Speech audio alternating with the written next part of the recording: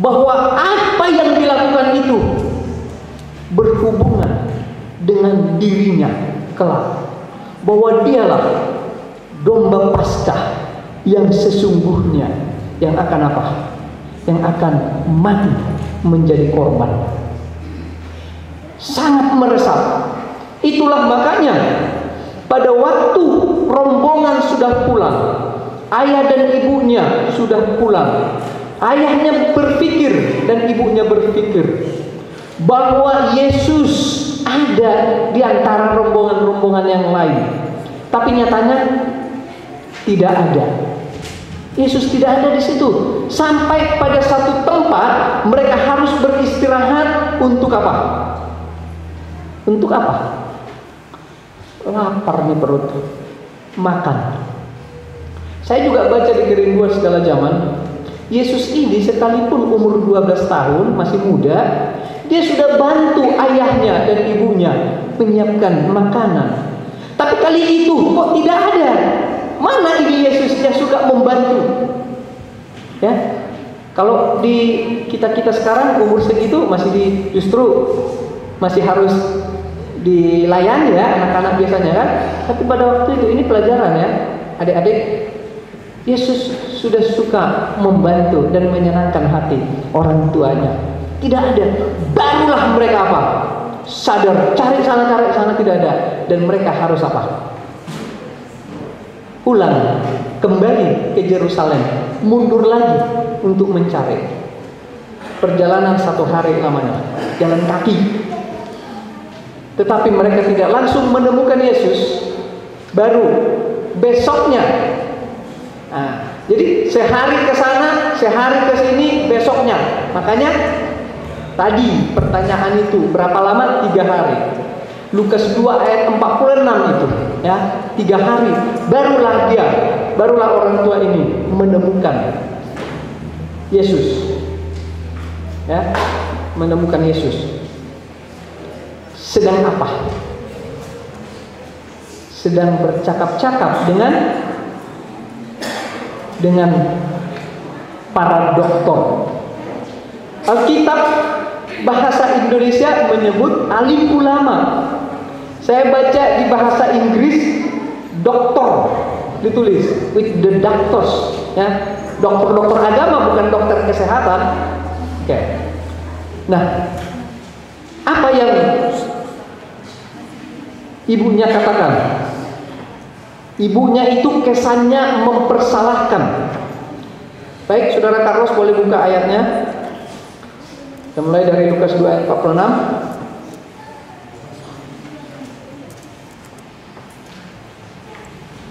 Lukas 2 ayat 46. Sesudah 3 hari mereka menemukan dia dalam bait Allah. Ia sedang duduk di tengah-tengah alim ulama sambil mendengarkan mereka dan mengajukan pertanyaan-pertanyaan kepada mereka. Ayat berikut, dan semua orang yang mendengar dia sangat heran akan kecerdasannya dan segala jawab yang diberikannya. Kemudian ayat 48, dan ketika orang tuanya melihat dia, tercenganglah mereka, lalu kata ibunya kepadanya, "Nak, mengapakah engkau berbuat demikian terhadap kami, bapakmu dan aku, dengan cemas mencari engkau?" Sebetulnya saudara, bukan anak ini yang salah. Orang tua yang masih kurang bertanggung jawab pada waktu itu. Kan dia pikir Yesus ada dengan rombongan. Harusnya dia pastikan dulu. Saya tahu kalau istri saya ini agak ketat ini menjaga anak kami, ya. Dia pasti akan mana Timothy. Biasanya seperti itu. Ya. Tapi ternyata pada waktu itu mereka lalai. Tapi tidak apa-apa. Apa jawab Yesus? Nah, ini dia ayat 49. Jawabnya kepada mereka, "Mengapa kamu mencari aku? Tidakkah kamu tahu bahwa aku harus berada di dalam rumah Bapakku?" Saudara, untuk pertama kalinya Yesus menyatakan siapa dirinya, bahwa manusia yang ada bersama dengan dia bukan bapaknya, Walaupun Yusuf itu bapak jasmaninya, bukan bapak, memang betul itu bukan bapaknya. Yesus sedang mengatakan bahwa bapaknya adalah Allah yang di sorga. Yusuf mengerti akan hal itu. Nah, saudara, ada satu lagu yang disebutkan dengan judul On My Mother's Side. Ada juga yang menyebutkan judulnya On My Father's Side. Jadi di sini kita lihat posisi Yesus sebagai manusia dan sebagai Allah. Jadi on my mother's side itu artinya posisinya dia dari sudut pandang ibunya, artinya sudut pandang manusia. Dan on my father's side artinya dari sudut pandang keilahiannya. Siapakah Yesus ini?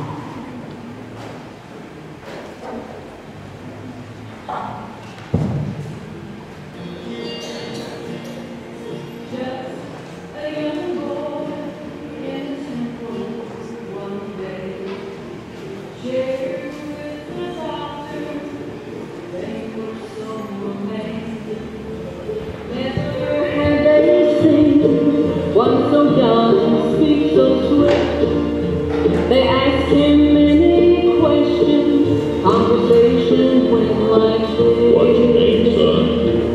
On my mother's side, my name is Jesus. But on my father's side, they call me Emmanuel. On my mother's side, now I'm 12 years. But on my father's side,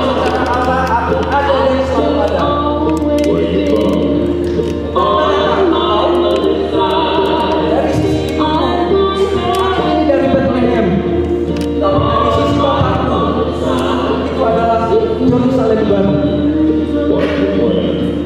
Apakah rencanamu? Sebagai manusia, aku akan disalibkan. Tapi dari sisi Bapa, dalam 3 hari, aku akan bangkit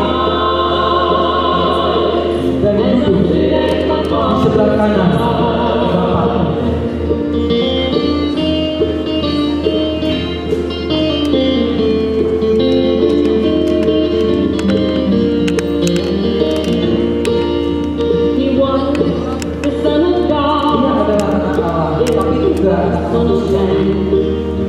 And I can't help but wonder bagaimana perasaan Yusuf ketika mendengarkan bahwa bisa pintunya terbuka pada waktu itu.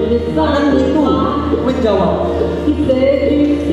kau lihat bahwa akulah raja di atas segala raja. Posisi bapakku. On my mother's side, my name is Jesus. But on my father's side, they call me Emmanuel. On my mother's side, now I'm 12 years. But on my father's side, I've just always been. On my mother's side, I'm from Bethlehem. But on my father's side, it's New Jerusalem. On my mother's side, I'll be crucified. But on my father's side, in 3 days I'll arrive.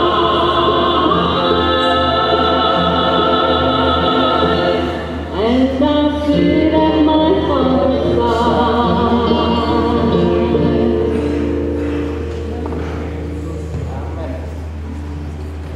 Kembali lagi ke sini baru.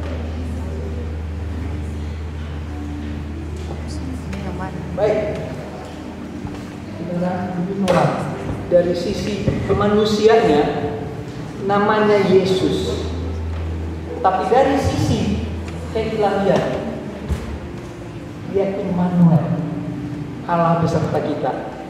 Ya, begitu juga umurnya. Baik, Saya akan ambil waktu beberapa menit lagi. Kebetulan juga tadi ada satu bisikan yang indah sedang dipersiapkan di sana, belum semua siap. Jadi mungkin lebih kurang 10 menit kali ya. Oke. Tadi ada pertanyaan. Pada saat Yesus dibaptis, pada saat Yesus mati di kayu salib, tidak ada tulang yang patah. Mengapa? Mari kita lihat Alkitabiahnya. Yang pertama tentu kita lihat di Perjanjian Baru pada waktu penyaliban itu, Yohanes 19 ayat 36. Tapi kita baca ayat 33 lebih dahulu. Yohanes 19 ayat 33. Yohanes 19. Ini Yohanes 9. Ayat berapa? Ayat 33. Tetapi ketika mereka sampai kepada Yesus dan melihat bahwa ia telah mati. Ini sebetulnya pada hari Jumat itu orang Yahudi kan sangat ketat dengan apa? Hari Sabat kan? Aduh, udah sore nih.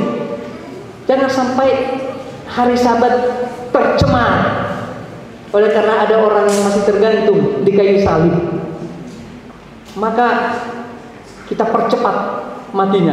Karena normalnya disalibkan itu secepat-cepatnya 8 jam. Saya baca di Roh Nubuat bisa sampai 1 harian. Ya. Nah, tapi waktu itu jam 3 sore Yesus sudah mati. Tapi 2 temannya di kiri dan kanan belum mati. Nah, itulah buktinya bahwa kalau lewat penyaliban lama matinya. Tapi Yesus mati lebih awal. Sebetulnya kenapa, saudara? Nah, dengarkan ini. Tapi saya tidak mau kita salah mengerti hal ini. Yesus itu disalibkan. Ada paku yang menembus tangannya. Begitu juga kakinya. Sakit, saudara. Tapi sakitnya itu seperti tak terasa lagi bagi Yesus dibandingkan dengan beban menanggung dosa seluruh manusia ciptaannya itu. Maka Yesus sebelum akibat penyaliban itu menembusi, maksudnya sebelum akibat penyaliban itu bekerja dengan sempurna sampai dia mati, maka dia harus lebih dahulu mati. Karena kematian Yesus bukan kematian akibat daripada paku, tapi kematian Yesus adalah akibat kerelaannya, keikhlasannya untuk menyerahkan nyawanya. Itulah makanya Yesus suatu kali di dalam Yohanes 10 dia katakan, aku berkuasa menyerahkannya dan aku juga berkuasa mengambilnya kembali. Jadi Yesus mati bukan akibat pakunya, tapi dia menyerahkan nyawanya. Itulah makanya Yohanes 19 ayat 30 Yesus berseru dengan suara nyaring. Masih nyaring, saudara. Orang yang mau mati gak bisa nyaring suaranya. Udah gak kedengaran nih, ngomong pun gak jelas lagi. Tapi Yesus masih dengan suara nyaring. Ya Bapa, ke dalam tanganmu kuserahkan nyawaku. Lalu matilah ia. Nah, jadi dia sudah mati kan? Lalu Yesus dan melihat bahwa ia telah mati, mereka tidak mematahkan kakinya. Karena 2 yang lain, coba ayat berikut. Tetapi seorang dari antara prajurit itu menikam lambungnya dengan tombak dan segera mengalir keluar darah dan air. Lambungnya tidak mengenai tulang. Lambung kosong kan? Itu. Keluar darah dan air. Ayat berikut. Dan orang yang melihat hal itu sendiri yang memberikan kesaksian ini, dan kesaksiannya benar, dan ia tahu bahwa ia mengatakan kebenaran supaya kamu juga percaya. Ayat 36. Sebab hal itu terjadi supaya genaplah yang tertulis dalam kitab suci, tidak ada tulangnya yang akan dipatahkan. Jadi mengapa? Keluaran 12 ayat 46. Nah, kita kembali ke Paskah di Israel tadi, pada waktu di Mesir. Ada dua ayat yang akan kita baca berturut-turut. Keluaran 12 ayat 46.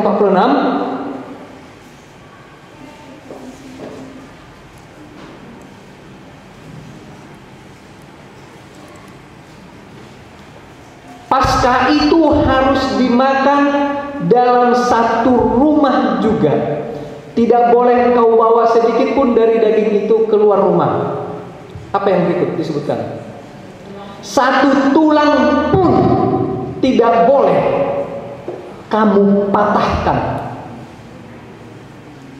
Bilangan 9 ayat 12, yang lebih kurang sama isinya.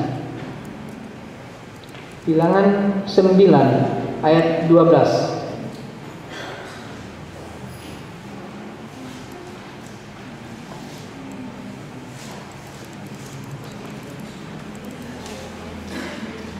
Janganlah mereka meninggalkan sebagian daripadanya sampai pagi,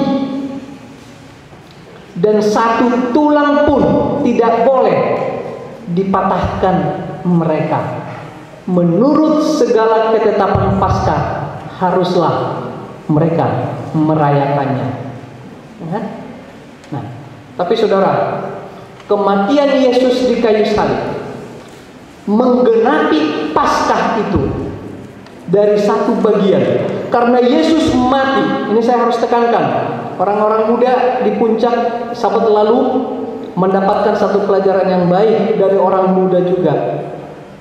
Tapi ada yang harus kita klarifikasi sedikit, ya, bahwa kematian Yesus di kayu salib itu sudah menggenapi semua perayaan yang 7 itu, ya. Kan ada 7 perayaan itu tadi.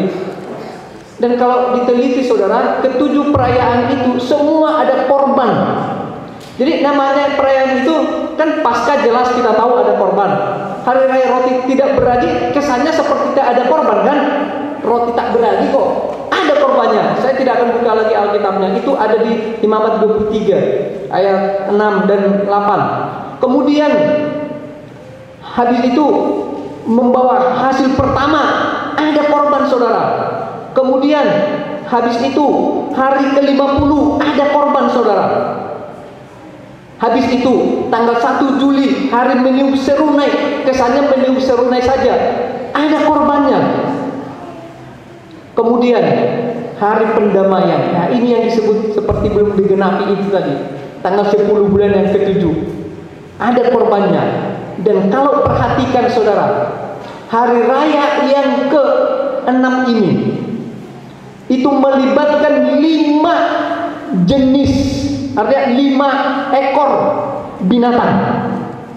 5 ekor binatang. Paskah itu satu saja.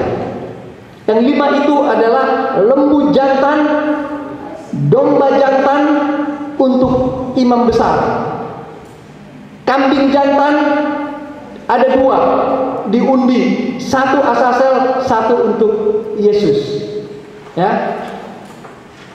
Jadi 2 kambing, 2 domba, 1 lembu. Nah, kalau perhatikan Alkitab dengan teliti, kalau Paskah tadi tidak boleh bawa keluar kan? Ingat tidak tadi? Ada ingat, nggak boleh keluar. Tapi saudara, hari raya Grafirat pendamaian justru harus dibawa keluar. Mari kita lihat Alkitabiahnya, dibakar di luar saudara. Imamat 16. Jadi hari raya itu yang 7 itu dijelaskan di Imamat 23. Tapi khusus untuk pendamaian grafira itu dibahas lebih detail Imamat 16. Oke, Imamat 16 ayat 6.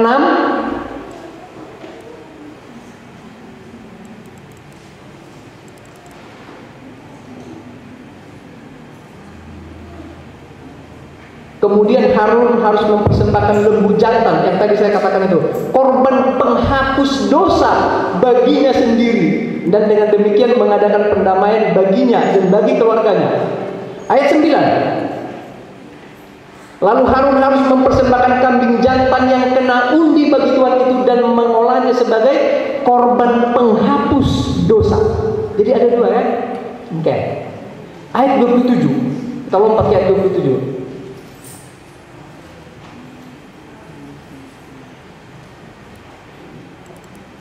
Ayat 27. Kok jadi Imamat 19? Tadi kan Imamat 16.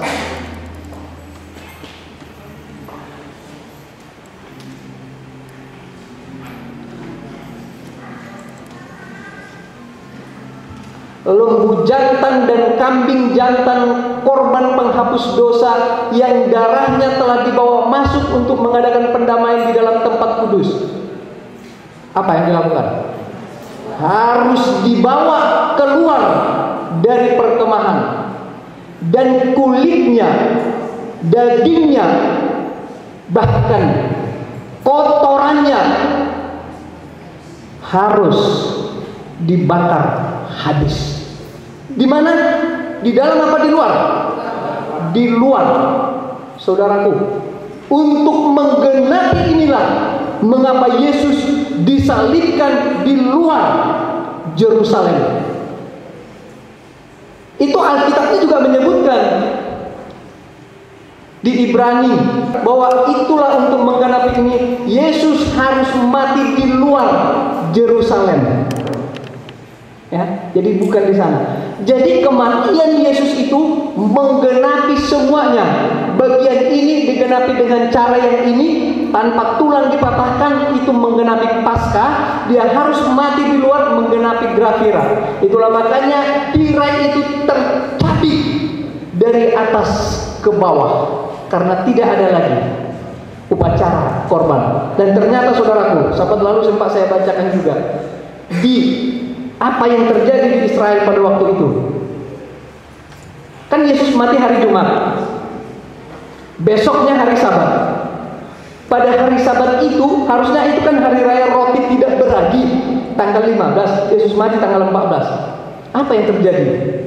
Imam-imam, itu ada di Roh Nubuat, di Nubuat segala zaman. Imam-imam masih mempersembahkan korban besoknya pada hari Sabat. Dan banyak orang yang turut menyaksikan itu merasa aneh. Kalau selama ini, maksudnya kalau sebelum-sebelumnya, mereka itu dengan yakin dan pasti makna daripada upacara korban itu, maka pada hari itu ada sesuatu yang aneh di dalam perasaan mereka. Apa ya?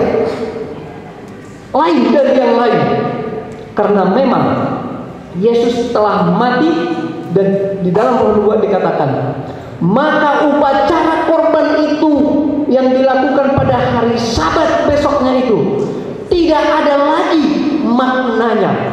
Tuhan telah menolaknya. Itu saudaraku jawabannya.